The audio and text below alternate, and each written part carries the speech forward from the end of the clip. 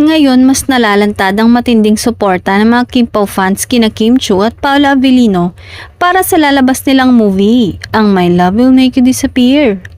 Marami sa mga fandom ay hindi binitawan ng Kim Pao sa kanilang mall tour kung saan mula sa Quezon City, sumunod pa ang ito sa Batangas kung saan humarap sina Kim at Paolo sa kanilang mga supporter. Ang ilan, sumakay ng bus papuntang Batangas. Ganoon din ang ilang fans na may bit-bit pang tarpaulin at banner ni Kim at Paolo. Hindi naman nabigo ang mga fans na kiligin sa mga ginawa ng kanilang idolo, simula performance hanggang backstage, dahil totoo daw ang balita tungkol sa dalawa. Yung mga yakapan daw, kahit backstage ay ganun pa din ang kanilang idolo.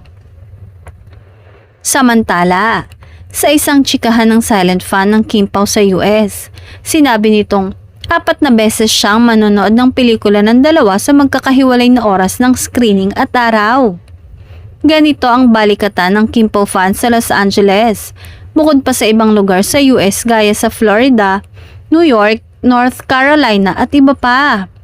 Hindi pa kasama dito ang iba pang black screenings sa iba't ibang panig ng mundo.